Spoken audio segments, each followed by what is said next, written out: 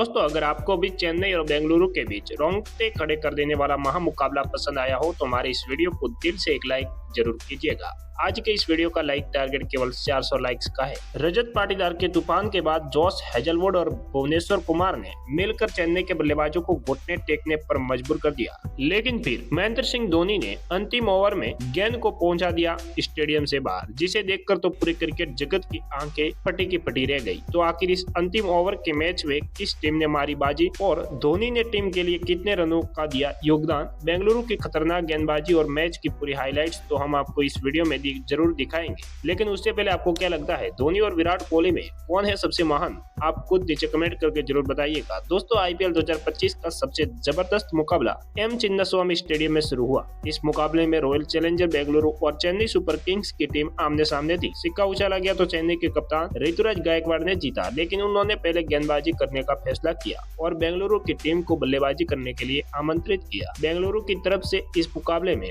पारी की शुरुआत करने के लिए विराट कोहली के साथ फिल सॉल्ट की खतरनाक जोड़ी मैदान पर उतरी। वहीं चेन्नई की तरफ से पहला ओवर लेकर आए टीम के सबसे खतरनाक तेज गेंदबाज खलील अहमद खतरनाक गेंदबाजी कर रहे थे। एक रन बनाना बेंगलुरु के लिए बेहद ही कठिन हो रहा था, लेकिन ओवर की चौथी गेंद पर प्रेशर में आकर फिल सॉल्ट ने खतरनाक चौका जड़ा और अपनी टीम का खाता खोला। मगर उसके बाद फिल सॉल्ट ने पांचवी गेंद को भी चौके में तब्दील कर दिया और अपनी टीम को पहले ही ओवर में 9 रनों तक पहुंचा दिया। दूसरे ओवर में ही ऋतुराज गायकवाड़ ने अपने फिरके के जादूगर अश्विन को बुला दिया, लेकिन फिल सॉल्ट ने इनका स्वागत पहले ही गेंद पर खतरनाक चक्का लगाकर किया और अपनी टीम के स्कोर को रॉकेट की रफ्तार की तरह आगे बढ़ाया। दूसरे गेंद को भी उन्होंने चौके में तब्दील कर दिया। बेंगलुरु की टीम को शानदार शुरुआत मिल चुकी थी। टीम का स्कोर तेजी से आगे बढ़ रहा था। विराट कोहली भी बेहतरीन फॉर्म में दिखाई दे रहे थे। फिल सॉल्ट ने ओवर के अंतिम गेंद को भी चौके में तब्दील कर अश्विन की जमकर कुटाई कर दी और अपनी टीम के स्कोर को 2 ओवर में ही 25 रनों तक पहुंचा दिया। अश्विन के ओवर में फिल सॉल्ट ने अकेले ही 16 रन बटोर लिए। तीसरा ओवर लेकर आए विकेट की तलाश में एक बार फिर खलील अहमद का स्वागत चौथी गेंद पर चौका लगाकर किया और फिर अंतिम गेंद पर 2 रन लेकर अपनी टीम को 3 ओवर में 32 रनों तक पहुंचा दिया। अभी तक मुकाबले में बेंगलुरु की टीम पूरी तरह से चेन्नई पर हावी नजर आ रही थी। चेन्नई को लगातार विकेट की तलाश थी। गेंदबाज विकेट निकालने में असफल नजर आ रही थी। ऋतुराज गायकवाड़ ने चौथे ओवर में ही बड़ा बदलाव किया और गेंदबाजी करने के लिए अपनी टीम के असली हीरो सैम करन को बुलाया और उन्होंने शानदार गेंदबाजी का नजारा दिखाया। बेंगलुरु टीम को रन बनाना बहुत ही मुश्किल हो रहा था। इस ओवर में सैम करन ने केवल 5 रन दिए और बेंगलुरु का स्कोर 4 ओवर में 37 रनों तक पहुंच पाया। इन दोनों खिलाड़ियों के बीच एक अच्छी साझेदारी पनपती हुई दिखाई दे रही थी। 5वें ओवर में ऋतुराज गायकवाड़ ने एक और बड़ा बदलाव किया और इस बार गेंदबाजी करने के लिए बुलाया पिछले मैच के असली हीरो नूर अहमद को। यह भी खतरनाक गेंदबाजी दिखा रही थी, लेकिन चौथी गेंद पर विराट ने शानदार चौका लगाकर टीम के स्कोर को तेजी से आगे बढ़ाया। लेकिन नूर अहमद ने ओवर की अंतिम गेंद पर अपनी फिरकी से फिल सॉल्ट को धोनी के हाथों स्टंपिंग करवाकर पवेलियन का रास्ता दिखा दिया और बेंगलुरु को 45 रनों के स्कोर पर पहला बड़ा झटका दिया। फिल सॉल्ट अपनी टीम के लिए केवल 32 रन बनाकर पवेलियन लौट गए, लेकिन विराट कोहली मैदान पर टिके हुए थे। उनका साथ देने के लिए अब देवदत्त पाडिक्कल आ चुके थे। इन दोनों खिलाड़ियों के कंधों पर टीम की पूरी जिम्मेदारी टिकी हुई थी। 5 ओवर में बेंगलुरु का स्कोर 45 रन, 1 विकेट पर बंद पाया था। पावर प्ले का अंतिम ओवर लेकर आए एक बार फिर विकेट की तलाश में सैम करन। इनका स्वागत देवदत्त पाडिक्कल ने 5वीं गेंद पर खतरनाक चक्का लगाकर किया और अपनी टीम को 50 रनों के पार पहुंचाया। बेंगलुरु का स्कोर एक बार फिर तेजी से आगे बढ़ना शुरू हो गया। फिल सॉल्ट के विकेट गिरने के बाद भी इन दोनों खिलाड़ियों को कोई फर्क नहीं पड़ा। अपनी टीम के स्कोर को तेजी से आगे बढ़ते हुए इन दोनों बल्लेबाजों ने पावर प्ले के 6 ओवर में ही 56 रनों तक पहुंचा दिया था। पावर प्ले के बाद 7वें ओवर में गेंदबाजी करने आए रविंद्र जडेजा, लेकिन इस ओवर में हुआ कुछ ऐसा कि देखकर पूरा क्रिकेट जगत सदमे में आ गया। देवदत्त पाडिक्कल इस ओवर में तूफान मचाकर 15 रन बटोर लिए। सबसे पहले दूसरी गेंद पर चौका जड़ा और फिर चौथी गेंद को भी चौके में तब्दील किया। उसके बाद 5वीं गेंद पर खतरनाक चक्का जड़कर अपनी टीम को 7 ओवर में ही 71 रनों तक पहुंचा दिया। 8वें ओवर में गेंदबाजी करने आए एक बार फिर विकेट की तलाश में रविचंद्र अश्विन और इस ओवर में अश्विन ने ओवर के 5वीं गेंद पर खतरनाक बल्लेबाज देवदत्त पाडिक्कल को पवेलियन का रास्ता दिखाकर अपनी टीम को दूसरी सफलता 76 रनों के स्कोर पर दिला दी। पाडिक्कल अपनी टीम के लिए 27 रन बनाकर पवेलियन लौट गए, लेकिन एक तरफ विराट कोहली मैदान पर टिके हुए थे। उनका साथ देने के लिए खुद कप्तान रजत पाटीदार आ चुके थे। 8 ओवर में बेंगलुरु का स्कोर 77 रनों तक 2 विकेट पर पहुंच चुका था। चेन्नई की तरफ से बॉलिंग स्पेल में एक बार फिर बदलाव देखने को मिला और इस बार 9वें ओवर में गेंदबाजी करने आए मतीसा पतिराणा खतरनाक गेंदबाजी कर रहे थे। इन दोनों बल्लेबाजों को पूरी तरह से जकड़ कर रखा हुआ था। कोहली और पाटीदार को रन बनाना काफी मुश्किल हो रहा था। चेन्नई की टीम मैच में धीरे धीरे वापसी करती हुई नजर आ रही थी। पतिराणा की गेंद कोहली को भी समझ नहीं आ रही थी। इस ओवर में उन्होंने केवल 6 रन दिए और बेंगलुरु का स्कोर 9 ओवर में 2 विकेट पर 83 रन बन चुका था।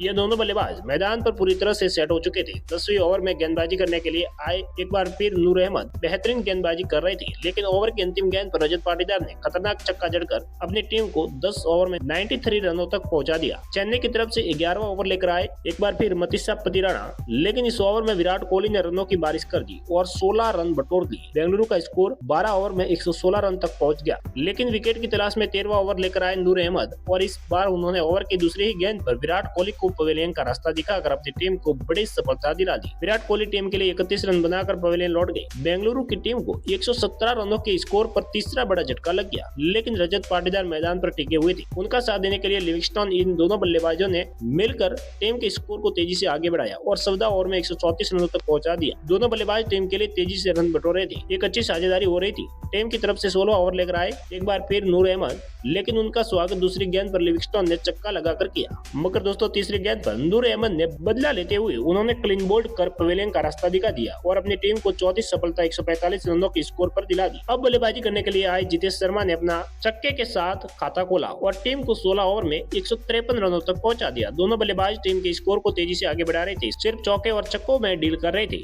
वही रजत पाटीदार ने अपना अर्धशतक भी 30 गेंदों में ठोक दिया, लेकिन वही जितेश शर्मा टीम के लिए केवल 12 रन बनाकर खलील अहमद की गेंद का शिकार हो गए। वही 19वें ओवर में पतिराना ने पहले रजत पाटीदार और फिर कुणाल पांड्या का विकेट लेकर टीम की कमर तोड़ दी।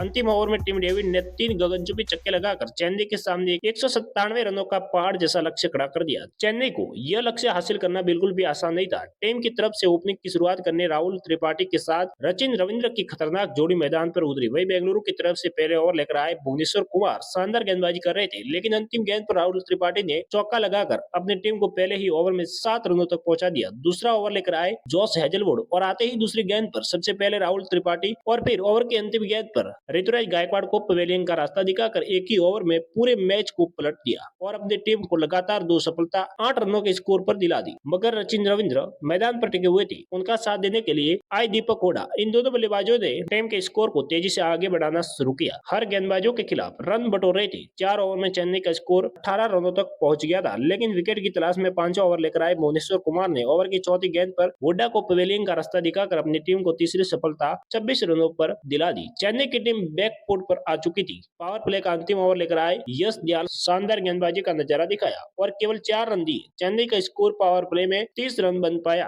पावर प्ले के बाद गेंदबाजी करने आए लिविंगस्टन, लेकिन रविंद्र ने सिंगल डबल के बाद 5वीं गेंद पर चौका लगाकर अपनी टीम को 7 ओवर में 40 रनों तक पहुंचा दिया। लेकिन सैम करन ज्यादा देर तक मैदान पर टिक नहीं सके और टीम के लिए केवल 8 रन बनाकर लिविंगस्टन की गेंद का शिकार हो गए। 52 रनों के स्कोर पर चेन्नई ने अपने 4 बल्लेबाज खो दिए। अब मैदान पर सचिन रविंद्र का साथ देने के लिए शिवम दुबे बल्लेबाजी करने के लिए आए। इन दोनों बल्लेबाजों ने मिलकर टीम के स्कोर को तेजी से आगे बढ़ाना चाहा, लेकिन बेंगलुरु की गेंदबाजों के खिलाफ रन बटोरना शुरू कर दिया और अपनी टीम को 12 ओवर में 75 रनों तक पहुंचा दिया। सचिन रविंद्र अपना अर्धशतक की तरफ आगे बढ़ रहे थे, लेकिन 13वां ओवर लेकर आए यश दयाल ने सचिन रविंद्र को क्लीन बोल्ड कर पवेलियन का रास्ता दिखा दिया और अपनी टीम को 5वीं सफलता दिला दी। चेन्नई की टीम अब घुटने पर आ चुकी थी। इसके बाद भी चेन्नई का विकेट गिरना रुक नहीं। यश दयाल ने शिवम दुबे को भी पवेलियन भेजकर अपनी टीम को 6ठी सफलता दिला दी। चेन्नई की पूरी टीम ताश के पत्तों की तरह अपने घर में ही बिखर गई और देखते ही देखते बेंगलुरु की टीम ने दूसरी इस सीजन में लगातार जीत दर्ज कर ली। बेंगलुरु की जीत देखकर पूरा हिंदुस्तान खुशी से झूम उठा। फैंस में भी अलग जोश और जुनून दौड़ पड़ा।